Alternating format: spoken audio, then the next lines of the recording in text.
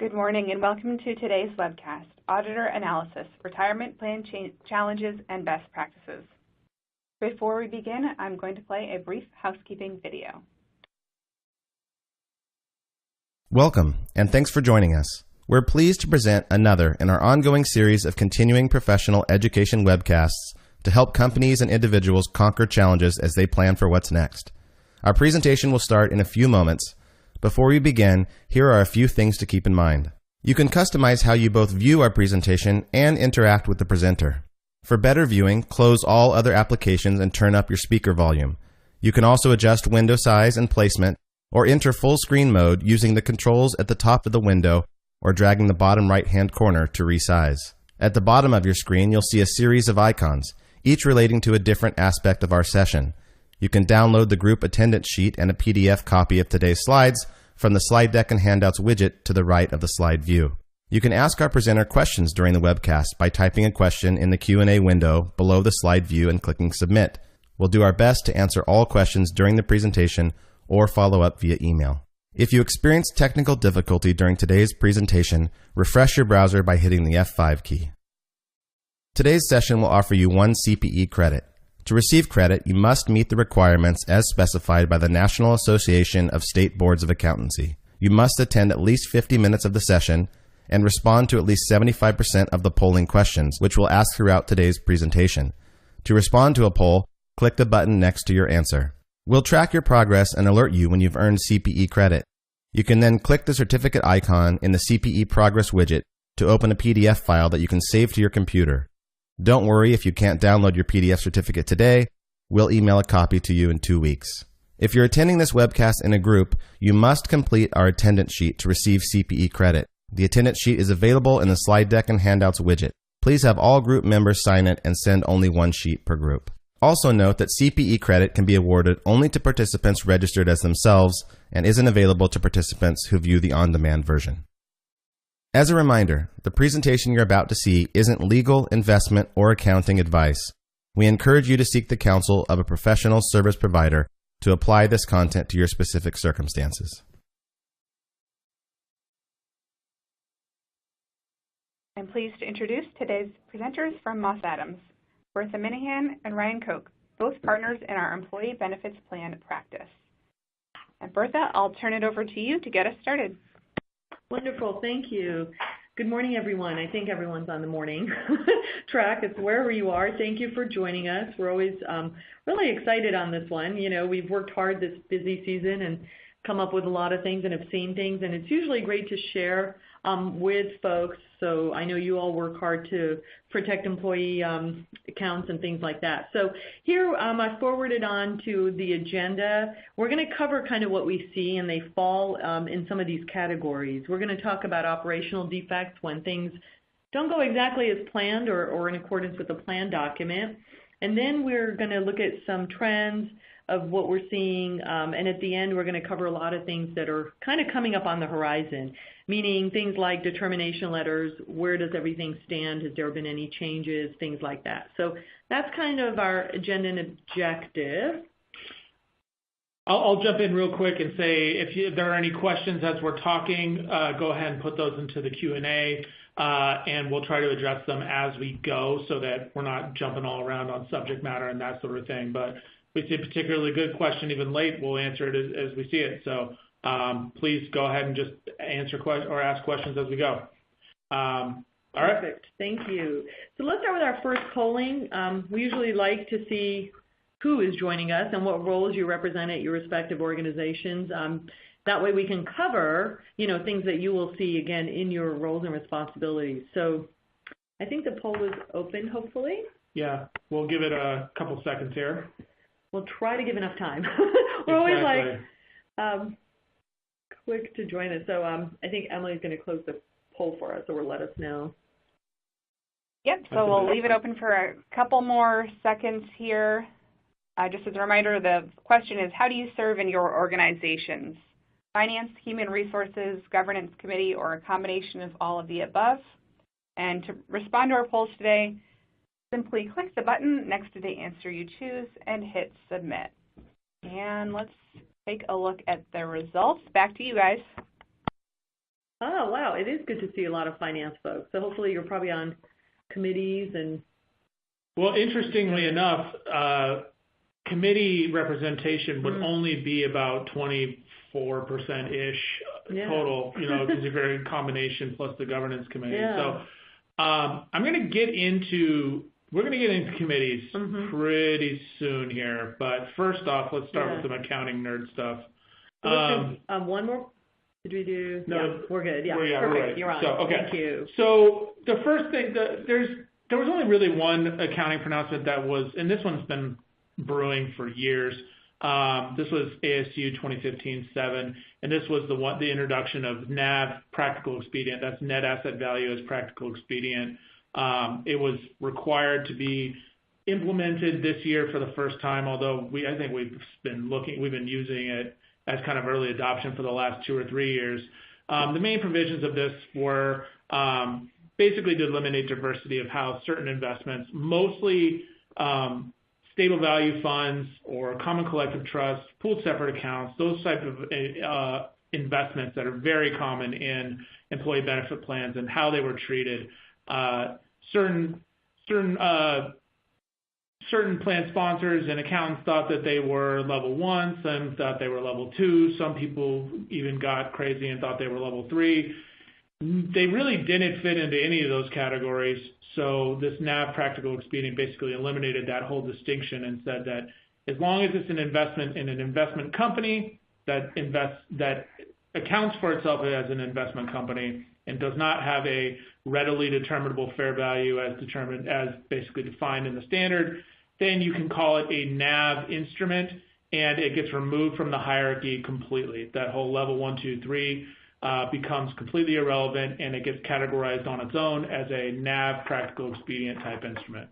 There's a lot of kind of debate after a clarification, quote unquote, standard that talked about what is readily determinable fair value. But basically it comes down to, if it's not at its basis level, you can kind of think of it, if it doesn't have a publicly traded investment and it's an investment company that is an investment fund, it probably can be accounted for at NAV and should be. Yeah. And this is one of the ones we're covering, right, because we're seeing a lot of plans adopt this absolutely, early, this last year. But it's still applicable, so we thought we'd kind of throw it in there. Absolutely. And then the last thing I will say about new accounting pronouncements, we don't have a slide for this, is there is a new ASU that came out this year that does touch fair value. It's actually, I've gone through it a little bit, and it actually looks like it's going to be some relief, especially when it comes to level 3 disclosures and level 3 I guess the level 3 disclosures and some of the more cumbersome things that were required to be put into financial statements related to level 3 instruments. Some of that stuff's being eliminated, and that is good news because we do see level 3 investments from time to time in employee benefit plans, and I think some of the disclosures that were being used were somewhat useless and very cumbersome. So it's going to be good to see that, but more on that as we go. It's a very new standard. I don't think it's going to be required to be adopted for a couple of years, but we'll be looking at early adoption and advising each of our clients, if it makes sense. We like simplification. Exactly. Okay.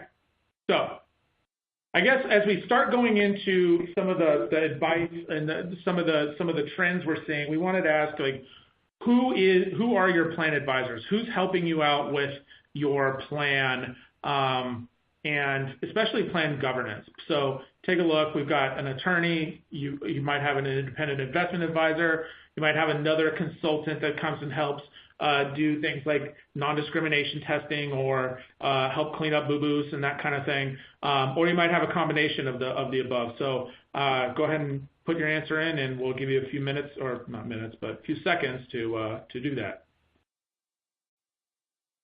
Yeah, we thought we'd put this here, and we're going to mention these folks quite a bit. Yep. Emily, we cut you off. What you were saying? Oh, I was just going to remind everyone, in order to receive their CPE credit for today's webcast, you'll need to respond to at least 3 of the 4 polling questions, and we're on our second question.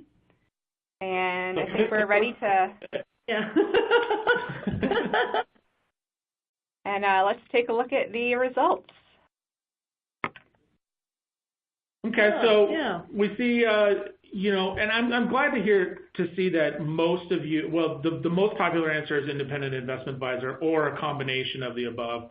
I can only assume that it's probably investment advisor and attorney, but it could be anything. But this is good news because as we start getting going here, we'll get into committees in a minute here. Audit observations. So this is what we saw this year. And unfortunately, it's kind of more of the same. More fortunately, I mean, I guess it's no surprises for us, which is good. Fiduciary governance, and we're going to hit on this pretty hard. Payroll accuracy, data and eligibility, eligible comp, timeliness of deposits, and then also forfeiture usage, always a fun one. And you're going to get your polling questions in early here because we're jumping into another one right now. As we start talking about committees, how often does your governance committee meet? Is it monthly, quarterly, annually, or we don't have one? I'll also throw that into more than annually. I'd say less, not more than annually, but less frequently than annually. Go ahead and put we don't have one as well. Yeah, because we were trying to get some sense of things, so we didn't know where to exactly place the polls. So we thought these are, but on the last polling, that's good to see that they're working. Most sponsors are working with at least a combination of providers, because sometimes that's the hard part. We did not have an option for none, though, which was... Yeah, so that's a good thing. Like, we really want you to work with someone. So a few more seconds. This is always awkward. Bertha, what are you going to be for? Yeah, what are you going to be for Halloween? I'm not creative. All right. Do you think we can move on here, Emily? Yep, let's take a look. All right, great. Oh. Quarterly. This is perfect. That's this is perfect. what I want to see. And then we don't have one is 21%. Monthly meetings for 7% of our. Still good. That's a lot. That's a lot of meetings. Okay.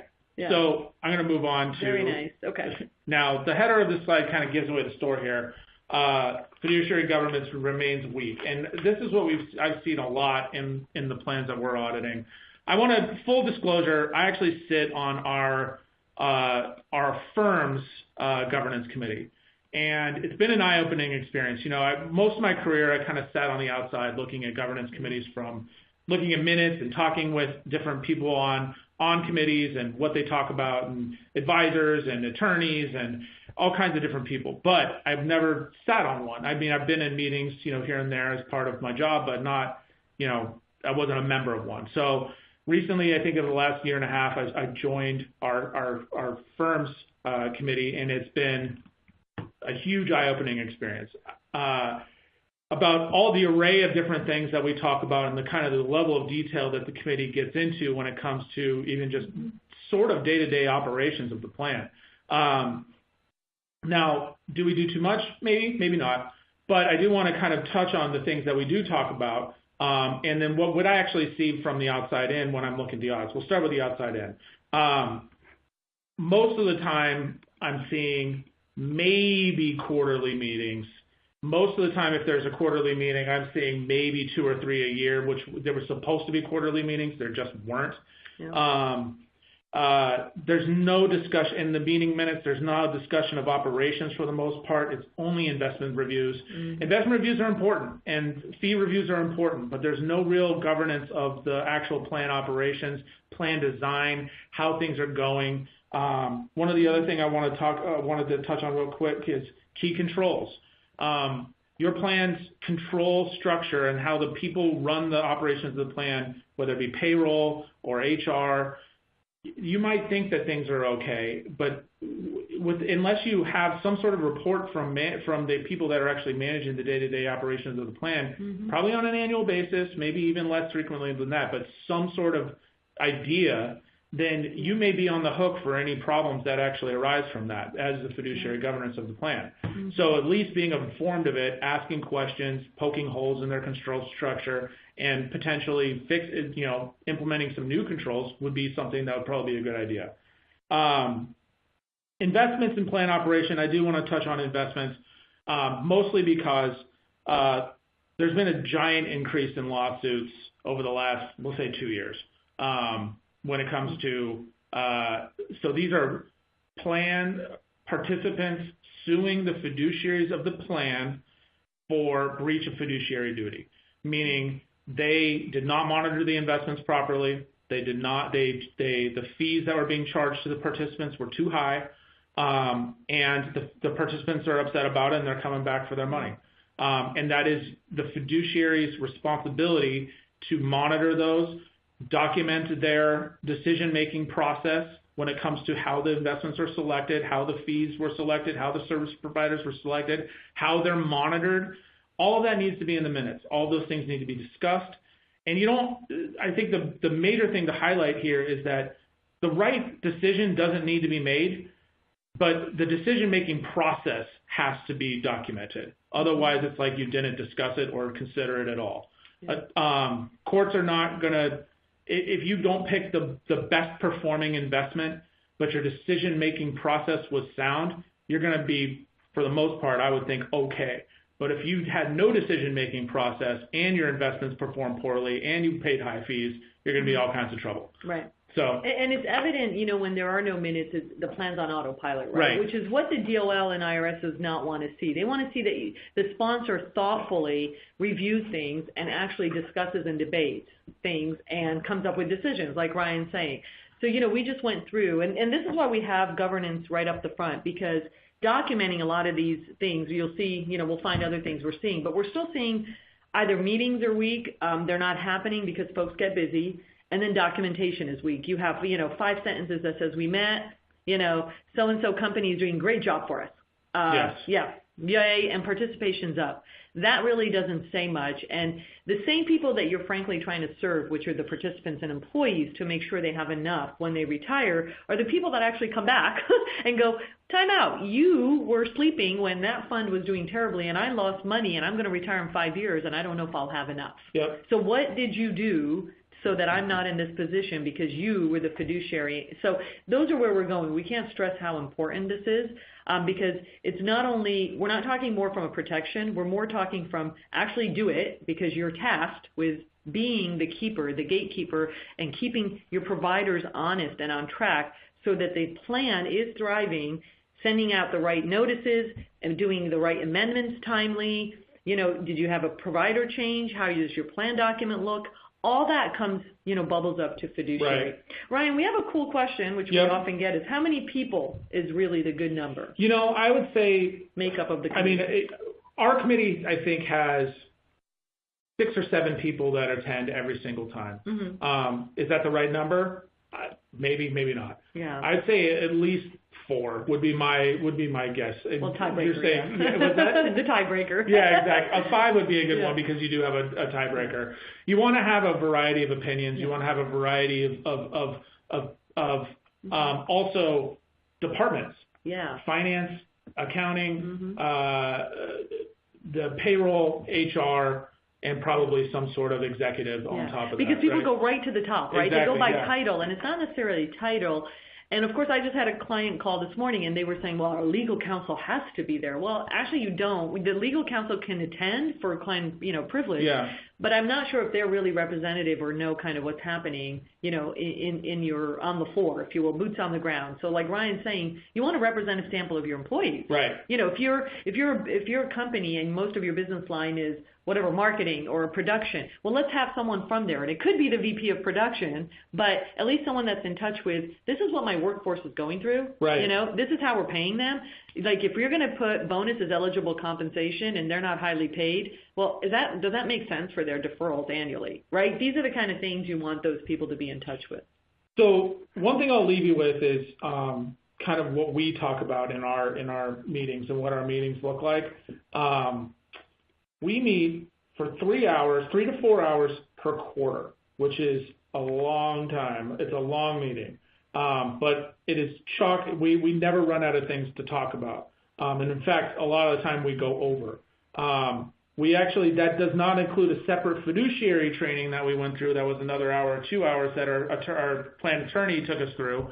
And the good thing about that one was interesting is that he said, if this is all review and you already know all this stuff, that's great. Yeah. This is more of kind of a reminder of here's what your responsibility is and what you should be doing. But I'll also say that our plan attorney joins us for every single meeting that we have, and he gives a legal update every single time. Yeah. Go ahead. And then we got another interesting question, and we do get this is, we're a small company. We are, whatever, in the not-for-profit sector, this sector, and that sector. Do we have the same fiduciary duty requirements as a larger company?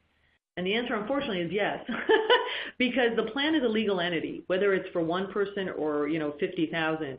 The fiduciary governance and responsibilities are not, kind of given a pass based on the size of the organization. Clearly, the complexity of the plan will dictate, further meetings or the type of discussions as you have, like Ryan's saying. We're 2,000, almost 3,000 employees at Moss Adams, so clearly we're going to talk about different things, classifications and stuff like that. However, even if you're a small organization, I suggest even if you're a one-person show, engage someone else, your supervisor, the CEO, CFO, and say, hey, let's talk and bring the providers in. Because remember, even if you're a small plan, you still have providers. You have the custodian. You have the record keeper. These folks can come and talk to you whether you have a small or a large company. And they probably should. And that's the other thing. We've got, we have outside investment advisor that comes in. We have our TPA that comes in every single time. We talk about how the investments are performing, what fees are we paying. Right. We talk about communication to participants. We talk about the administration. We talk about reporting. We talk about education of participants. Any plan changes that are coming up, plan activity, including granular, unique requests. This participant asked for this thing. Yeah. Is this something we want to talk about? We do the minutes, we review all the minutes and approve them, and then we also look at the committee charter every year and make edits to that. There's probably things I'm forgetting. This is probably a lot more than a lot of the people on the call are doing on top of this. But I think all of this stuff at some level is necessary. Yeah, so general administration, we'll recap. General administration, plan operations and required amendments. What are the distribution rates? Controls, internal controls. Is someone reviewing distributions? Did we just pay someone? How is the fraud? How is our provider monitoring those participants that are no longer here, or address change? A variety of administration issues. And then, of course, investments. Yeah. How do we have a policy, and we'll talk about all. So we got a question that says, can you please summarize again what needs to be documented in minutes? And I will say everything we just touched on. Yeah. Is any decision making that is being done I don't think every word needs to be, it probably shouldn't be documented. But if you're making a decision, you should talk about, or deciding not to make a decision, say, here's all the things we considered and how we came to the conclusion that we did. And that's... And I remind sometimes our contacts, right, kind of like Ryan is saying, you're participants. I hope you're participants in your own plan. Well, remember, the fiduciary duty is a reasonable person, and you're taking care of the plan as if it's your bank account. So what would you want to know? Do you want to know what things are being done correctly or incorrectly? So, and there is a question on insurance, and that's, there are some things, obviously indemnification in fiduciary insurance you can check, but that doesn't cover governance, if you will. That just gives indemnification coverage to the members of a committee. Right. But by no means are you offloading any fiduciary duties through an insurance. And I'm not a lawyer or an insurance agent, but I'm assuming that any negligence or gross negligence probably wouldn't be covered. It'd be something that you did your job and yeah, exactly. So we'll move on. Right. Yeah. So we've spent a lot of time on this, but I wanted to. Yeah. It's this is something that is kind of hit me hard over the last couple of years here, and I want to share my experience. So that's absolutely. We're going to move on here to payroll. So payroll accuracy is something that pops up every single audit. It's interesting as I go through audits that certain companies have pristine, picture-perfect payroll where if I look at a payroll report and I look at the deferrals on the payroll report and I look at the amounts that were actually contributed to the plan, they are exactly the same every single time. We love that. That's an auditor's dream. And then I go to another company that looks almost exactly the same as company A, and company B has payroll adjustments every single payday. And on top of that, they're doing, final checks on off cycles. They're doing all kinds, and it's just an accounting challenge. We'll just say the word challenge, right? So I would say, you could probably categorize yourself as company A, B, or C as a combination of the two where we have adjustments every once in a while and that kind of thing. I would just say, no matter what, when it comes to off-cycle payments, or it comes into payroll adjustments or change in payroll providers, just keep great records as to what is going into the plan and what supports those amounts. So if I'm going to actually deposit $20,000 this pay date for my participants, but my payroll report says that only $19,000 was withheld, there should be a little note on the payroll report that says where that extra $1,000 came from and why it happened. Now, this is not just for my benefit as an auditor, it's for yours as well, because, no matter who audits it, whether it's me or it's the DOL or it's the IRS, they're going to be asking these sorts of questions. And the last thing you want to do is be chasing around some payroll person to ask them where this $1,000 went when it happened 2 years ago and nobody knows what happened. So just leaving little notes, documentation, document why these adjustments were made, what's going on with off-cycle payments and final paychecks. And then one thing on change in payroll providers is the one thing I see the most, and we'll get on eligible comp a little bit as its own kind of subject matter, but if you're changing payroll providers or changing any providers at all, just make sure that they're set up the same way, especially when it comes to eligible compensation. Generally, payroll providers get changed not mid-year. You'll start a new year with a new payroll provider. So I'd say, things like running the employee census with all of the information or having access to all the information for a given plan year probably doesn't come into play. But if you're switching in the middle of the year, that's another thing to consider. But the biggest thing is, let's make sure that eligible compensation for the plan is set up the exact same way that it was before you start up and running with your new payroll system. So that's it on payroll accuracy. Yeah, and again, just having the payroll folks at the table, right? How many times when we're going through an audit, we definitely work with them quite a bit, right? It's, again, I always use this Seinfeld analogy. Always starts in payroll. For those of you that remember Seinfeld, because I'm older.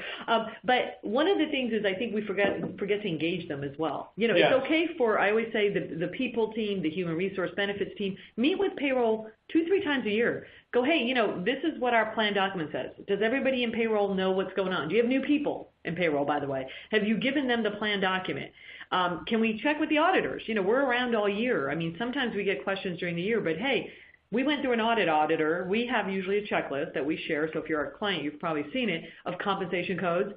Meet with payroll. Go, hey, has this changed at all? Maybe they retired a code and we're not even aware, or you're not aware. Does the document need to be amended? Right. So it's always good. Here, that's what I just wanted to add, is to engage the payroll folks. I think we kind of leave them paying people in the dungeon because it's important and then forget. Okay. We're going to move on to participant data and eligibility, and that's Bertha. Yeah, so I'm going to lead this one because I've seen this a lot. And participant data, is super important. This is where, we got another fiduciary question on working with record keepers, right? This is where there is a lot of exchange of information between the sponsor and the record keepers. And again, so census has to be really, kind of locked down, accurate, if you will. But it also needs to comply with the plan document. So this is where we're seeing a lot of times eligibility, the plan document says one thing, the sponsor's doing something differently, and the record keeper's not, monitoring, if you will, what they thought. They don't even know, yeah. Like, oh, we got the census and we're supposed to tell you who's eligible for match. We didn't know that. So participant data eligibility is becoming huge. We are going to talk about auto enroll. I mean, that I think is trying to help a little bit. Right. But we still see quite a bit of plans that have regular eligibility rules, quarterly entry or some exclusions, right? So we want to make sure that are they, again, is the census accurate for who is hired and their data? And data, we mean hire date, term date, age, classification, right? We have a lot of universities we work with, and there's a lot of different classifications of employees, professor, adjunct, part-time. And so you want to make sure, are they being entering the plan timely and accurately? So the errors we see, of course, are the exclusions, right? We see the interns, hourlies, hours not done properly, and of course temporary employees being defined accurately. Number one is, what even is a temporary employee, and then why are they included or excluded, and when does that classification change? We have plans where I've seen interns are excluded, But literally, they're interns for 3 months, and then they become full-time employees. Well, did the classification change timely? I had a client that heavily used interns because they were actually not-for-profit, and then that clicked in work. So, we had 25 interns not entered in timely for about 3 months, and of course they're young, so they wanted the Cadillac plan because they think they're going to retire in 10 years and they need their maximum. And you're kind of going, wow, I don't even know if you made that much, but more power to you. I think the biggest thing, one of the things to hit home on this is that if you whiff on this sort of thing, and you said, you say, oh, we're keeping all the interns out of the plan, but we weren't supposed to do that. Yeah. We were supposed to keep anybody that's on payroll, anybody that's receiving a paycheck from this company should be in the plan. You got to correct them with company money, basically as if they were in the plan. Yeah. And I think it's about half of that amount actually, but it's still company money for your error. 100% a match. Yeah, 100% a match, 50% of Yeah, so it's costly. Plus lost earnings. So if the longer this goes on and the longer it takes to correct, the more lost earnings you're going to have. And with the earnings that we've seen over the last couple of years, this could be quite costly. Yeah, exactly. So this is why this area, the eligibility and data is costly fixed, as Ryan said. And also it's something, I would say keep it simple. I hate to say it, keep it simple.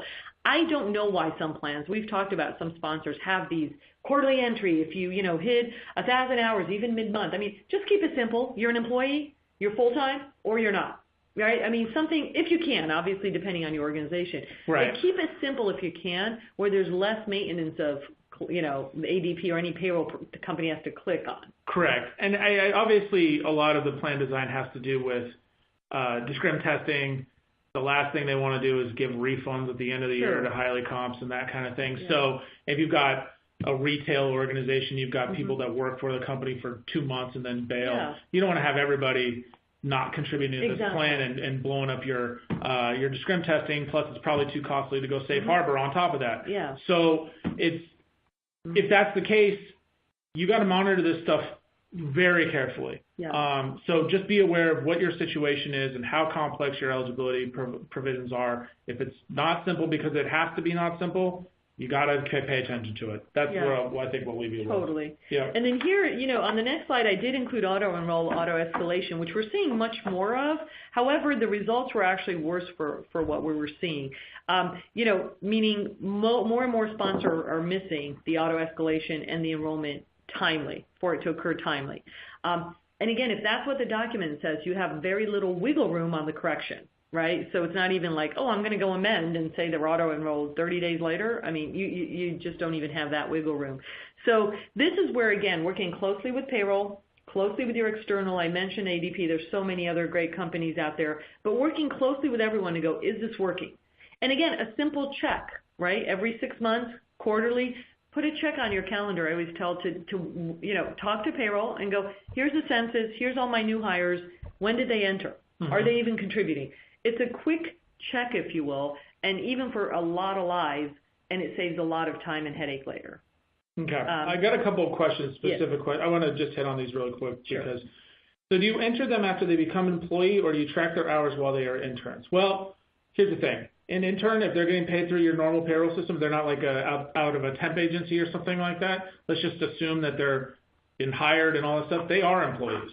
Like that is, it doesn't matter what you call them. Right. They are an employee. And you can probably classify them as an intern and say that interns are ineligible and then be very careful about your classifications. But if it says all employees of the company are eligible to participate in your plan and interns are sitting there on payroll and being paid, they are employees. And they should be treated like everybody else. Yeah. So that's something I wanted to hit home on.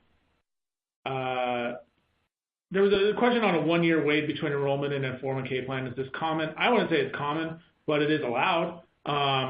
So that's one thing. And that the 1-year wait, generally that has to do with discrim testing. They don't want people who are short-timers getting into the plan and blowing up discrim testing and having all kinds of correction issues at the end of each year. So that's where that usually comes from. Yeah, so that's another good point. Is that's where you should work with your provider a little bit, right? Like Ryan we keep mentioning compliance testing. That failure gives back to highly comp. So if you are a small or a mid-size, or you have a lot of highly compensated, they don't want to get money back. They want to make sure they contribute the max. Right. So you do need to make sure, your demographics is important, I guess. It does Absolutely. come into play. And if you're in that sort of situation and you haven't thought about Safe Harbor, definitely talk to a consultant about Safe Harbor and what that would cost to the company. I mean, there are different ways you can do Safe Harbor plans that may or may not be quite as costly as other ways. But failing a discrim test can be extremely costly to a lot of the important people in the company. Yeah. So let's move to the next slide. We've mentioned some of the internal controls that can really help. Combination of payroll information processing.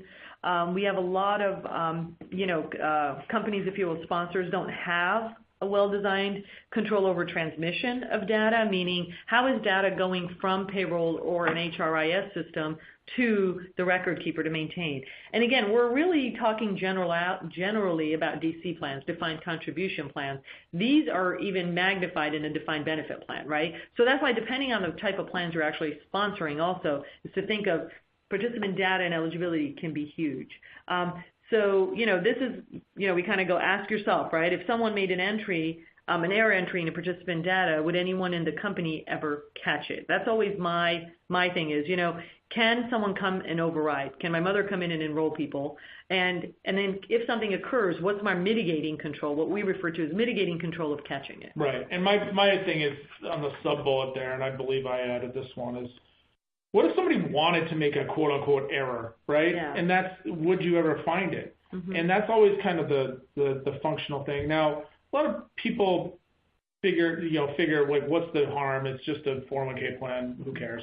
But there are all kinds of things you can monkey with within a TPA system that could get you money out of the plan if you wanted to. Like if I have all knowing control over a TPA system, I can change a participant that I know is gone, has been gone for a long time, change an address to my address. You can even change a beneficiary or something like that mark them as dead or something, whatever, and then start issuing checks to all kinds of different people. I'm not trying to give you ideas. I'm just saying this, if you have all, like admin access to the record keeping system and no checks on how those changes are made, all kinds of different things can go wrong. Mm-hmm. So that's where I wanted to go with. Okay. Okay. Want to move to eligible comp? Sure. So the plan document, we've been talking about the little plan document quite a bit. Yeah. And it's no different for eligible comp, where the plan document just whatever it says is what you're supposed to be doing. Any deviation from that is just wrong, and you would have to correct it. Eligible compensation is probably the most complex area that is very sensitive to the IRS when it comes to are you doing it the way the plan document says, or are you doing it some other way? So generally it's defined as certain IRS wage definitions.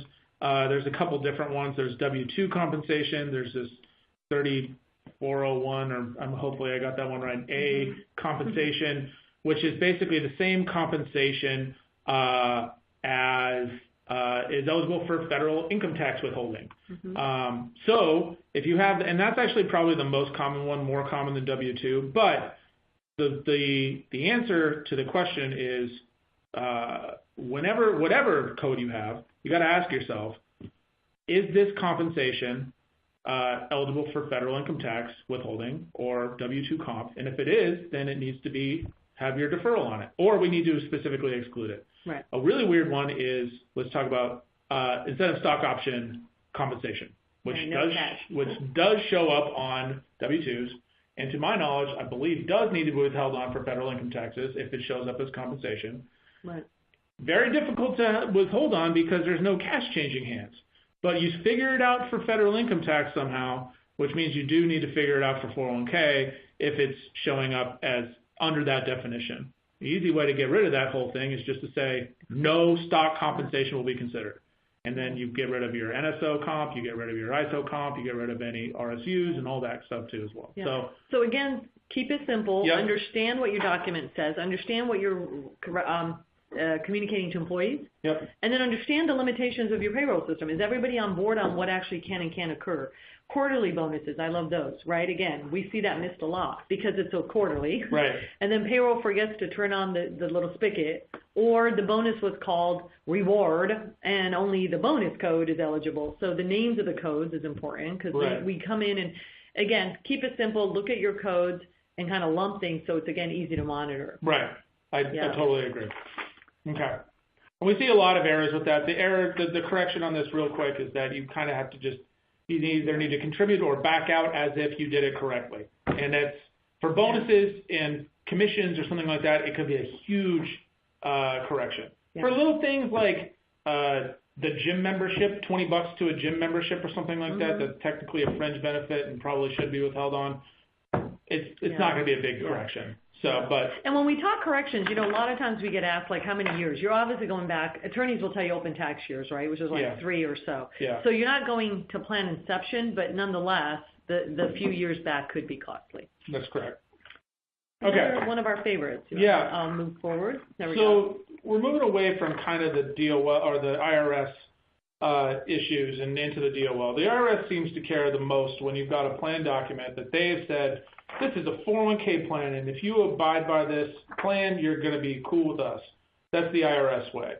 The DOL way is we want to protect the participants. We are here to protect labor and anything that the employer is doing to cheat or mistreat the employees.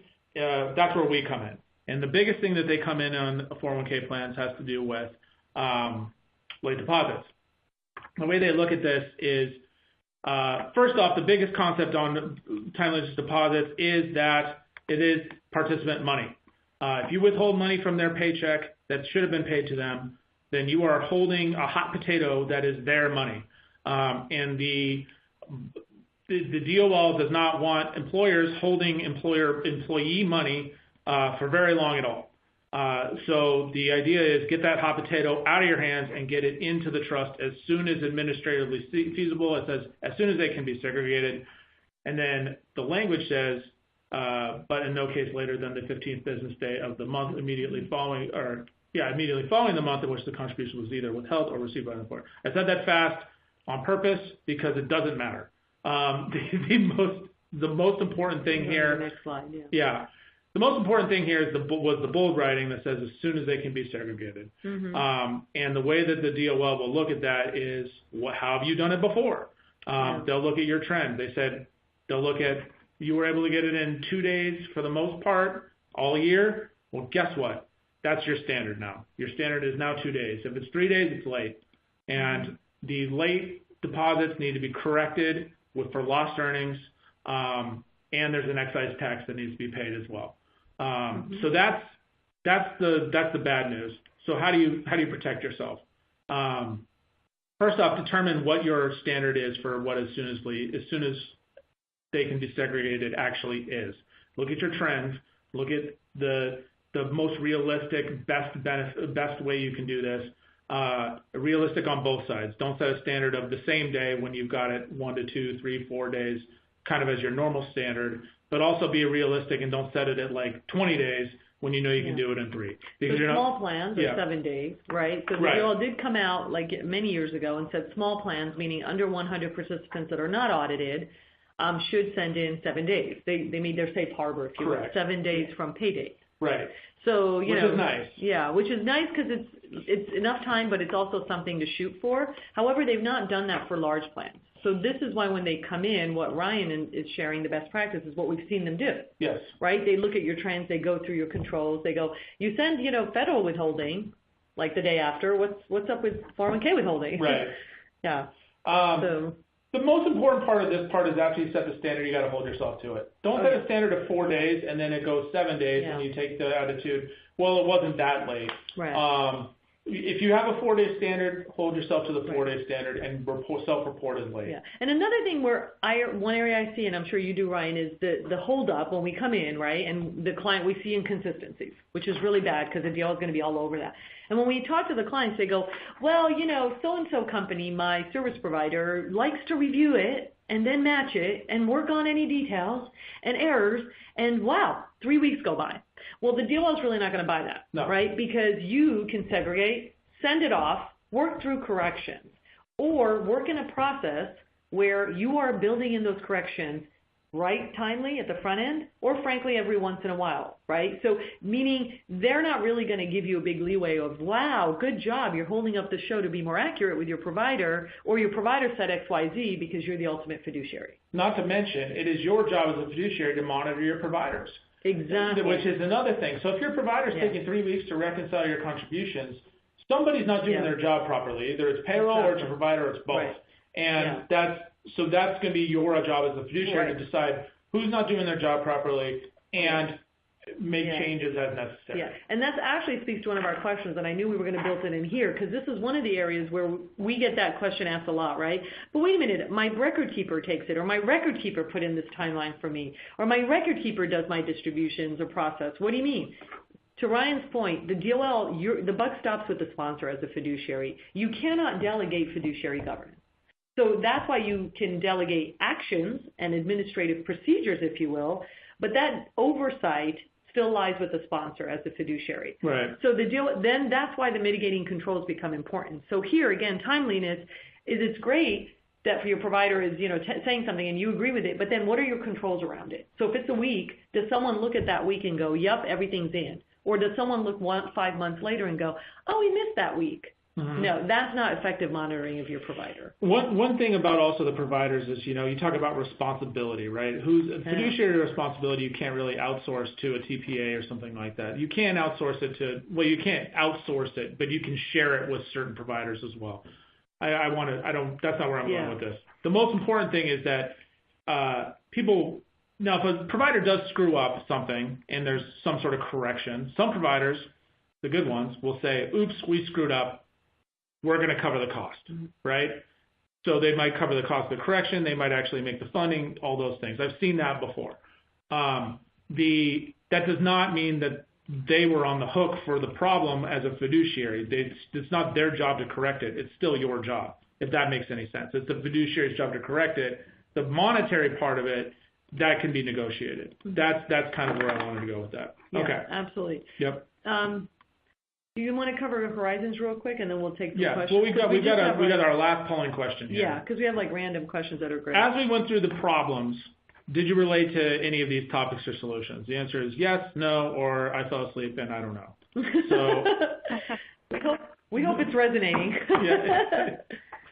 And we'll do a quick review of the Horizon. Yeah, exactly. We're going to talk a little bit about what's coming up. Yeah, and then because we have some random questions. Yeah. Perfect. And then we'll go through as many questions as we can. Yeah, they're pretty good. Yep. They're just on all the topics. Okay. I think we're there. I'm going to give it 5, 4, 2, 1, done. All right, moving on. Yes, 91%. Ooh, very nice. That's fantastic. And then 3.4% are perfect, and you guys are great. Thanks for attending. Only sleeping. Thank you. Thank you for for bearing with us. For bearing with us. Okay, so what's on the horizon? Okay, so I've got a lot of kind of non-bullet pointed things here. Changes in plan designs. The one thing I wanted to hit on here was that the IRS did issue actually, I think it was actually part of some sort of bill through Congress that there's a hardship change. I think in 2019, starting next year, it's allowed to remove the 6-month contribution suspension after taking a hardship. Basically, after you took a hardship, they said, well, you needed this money so bad that there's no way you can make contributions to your plan after that for at least 6 months. So that restriction is now gone. And then also, there was another provision that was written in some plans where you would have to take a loan. You have to exhaust all other sources of money in your plan before you could take a hardship, which included taking all the loans that you were allowed to take.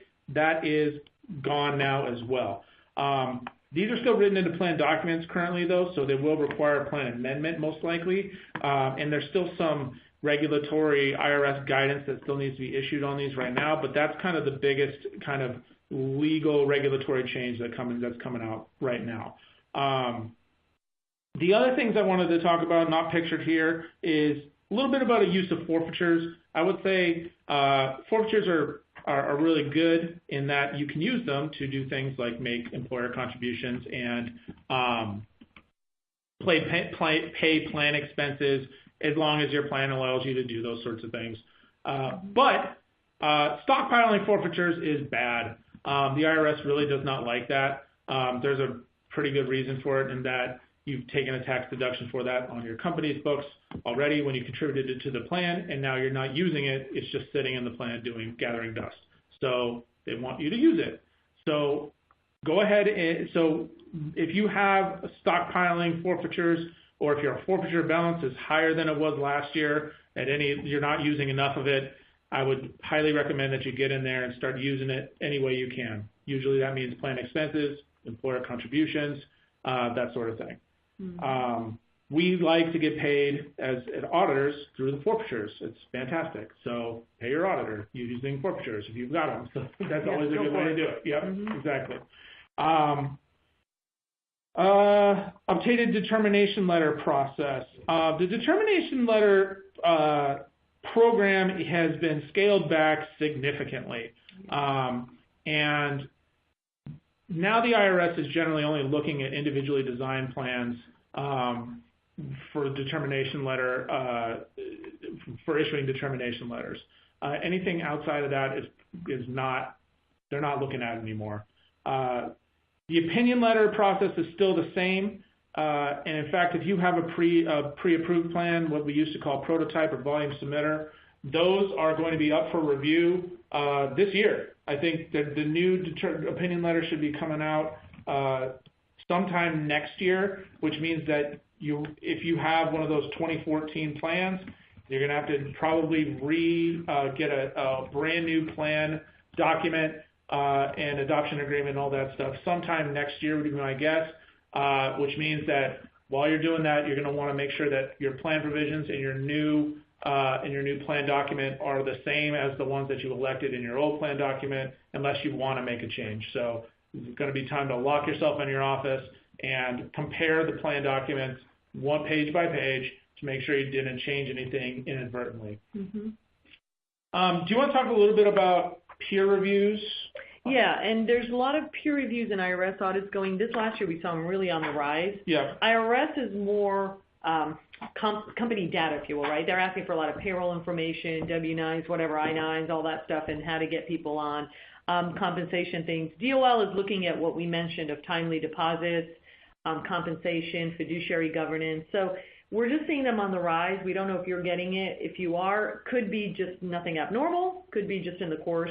Don't be alarmed, but definitely fully respond. Yes. To them. So I was going to cover some other stuff, but I'm seeing in the questions. Do you want to take a few or and then I'll take a few? Where are you starting from on the bottom? Sure. Yeah. I did. Will you be covering the changes to hardships? Yes. Yeah. We did. Yeah. I'm going to answer that one. Yeah, we did cover that one. Okay. A lot of questions on fiduciary, 321 investment advice fiduciary. I don't know how you feel. Okay, so most have 321s, the ones that give. Yeah. I hope I'm not getting them confused. I think 321s are the ones that give just advice, and the 338s are the ones that will go in and actually make changes. Right. You can, like I said, you can outsource anything you want, and most investment advisors will give advice. Well, they'll go on as fiduciaries, whether they give advice or take over the plan and that kind of thing. Your fiduciary responsibility still remains. You hired them, right? Mm-hmm. You can't, and if they do a bad job, it's still going to be on you, at least partially, because you hired them and you monitor them, and that's going to be, so it is up to you it's still at some level. I'm seeing them on the rise. Yes, they definitely have deeper pockets. They definitely have obviously more resources dedicated. So I don't think it's a bad idea, but I don't think it's, again, with the thought of out of sight. Correct. So, yeah. But I think that's how they sell it a lot of the time. Yes, they do, right? yeah. And I will say that generally when it comes to investment theory, especially when it comes to retirement investment theory, they're probably going to be a little bit better than your average kind of, company HR representative and that kind of thing. So they will be helpful. Yeah. I would say start with the advisor and then see how it feels. But you should definitely have somebody on the outside coming in. I think the one thing is kind of protect you from yourself. Yeah. I see a lot of kind of suggestions, especially from employees, saying like, "Oh, we should have a gold fund," or "What about cryptocurrency? Let's get into that." And that kind of, and especially from investment perspectives, or let's have a brokerage account so I can day trade in my retirement account. And I'm a member of the committee, and I tell them all the same thing, which is, look, you want to day trade? I'm not stopping you. Go ahead and day trade. Just don't do it in your retirement plan. Yeah. Like it is, Please. it's not the right. It's probably not the right way to go. So we're getting questions like, what's the best way to get terminated and retired people out of the plan? I mean, there's really no best way but to hound them, because clearly you can't, kind of force people out. Now, forced distributions, of course, if you have a minimum, right? You could say, adopt under 5,000, and if they're small amounts, sometimes I'm seeing sponsors be nice, which is nice, but you could force out. But otherwise, there's really no other way to kind of entice them short of, reminding them. You could charge fees against the account. I've seen that as well, right? To kind of, nudge them like, hey, you're losing $25, $50 a year on your fee, or even quarterly. I've seen some steep. Right. So to get them out. But there's really no magical way to do that. There's that, absolutely not. Another question is how when you overpay to an employee account. I'm assuming when someone over-contributes. That's the question. So someone over-contributing, you can, if it's employer monies, it could go into the forfeiture account. Yeah, and be used. Employee, unfortunately, It's got to go back to the employee. Yeah, it's got to go back, and so I'm not seeing, it's not magical on the employee side. But if you've overpaid match, you could take it out and, kind of transfer it into the forfeiture account. Final paychecks. We see a lot like our employees don't want to have deferrals on final paychecks. Or off cycles. Or off cycles. Yeah, we're getting a lot of questions on that. And again, the most simplest way, I'll just start with obviously not wanting to do something, is exclude it in your document, right? Right off the bat, exclude off cycle and any type of severance, whether paid before or after. If a severance final check is paid before termination as part of a final check for services rendered, I believe that is looked at as W-2 comp. Absolutely. And so that, there's no way to get around that, again, unless you specifically, avoid it or exclude it. A follow-up question on that was about the timeliness related to that. So now, now the timeliness for an off-cycle payroll check probably doesn't need to be the same as your regular payroll timeliness, kind of, because it is cumbersome to be depositing off-cycle payroll checks, every other day, or how many people leave or whatever. I would, two things, start thinking about a potentially a better cycle in general for off-cycle payroll altogether, because I see some companies have it, but most of my companies don't, and like issuing a check in the middle of the month to somebody who just left. I don't know how that works exactly from a legal and a payroll standpoint, but when the majority of the companies are not issuing off-cycle payroll checks, I've got to look at the ones that are and say, why are you doing this? So start looking at that to begin with. The next thing is set a standard for off-cycle. Is it going to be, we're going to round them up every week and we're going to send in the payroll or send in the deposits every week? Maybe that makes sense. So that could make sense. You can have a different standard for those off cycles than you do for your normal payroll cycles. Yeah. Okay. How would you set up charging the account, and someone saying, is that the best way? I mean, again, your plan. I need more information to know, and I can't say if that's the right thing to do. What I'm saying is what I've seen is if you want folks to transfer their monies out, which they're able to, you can charge fees because they see their accounts dwindling, and that would be with the provider, right? So the record keeper, just like anything else, would charge them the account. It would reduce their account, and those fees would go towards record keeping fees or other plan fees. That's where we're coming from. So it's if they're not paying for fees, to charge fees or charge terminated employee fees specifically to those frozen accounts. I think we answered that one. There was one about setting up payroll, people kind of responding or reporting to folks. We've seen a lot of different reporting in organizations of payroll and the plan administration coming under HR or payroll. So I don't know what you've seen. You know what I mean? Meaning I've seen benefits and payroll, HR and payroll really report through finance often, because that's really different than who our contact is on who we work with. So that's why I think the question is, how have you seen organizations set up? Yeah, usually payroll is a function of an offshoot of accounting / finance for the most part, and they're not. But I've also seen it where payroll is the HR person on top of it, which is in a smaller organization. So obviously, segregation of duties between HR and payroll is probably a good idea, considering they're onboarding people and then paying them also. Yeah. So that could be dangerous if it comes to fraudulent stuff. So I think we've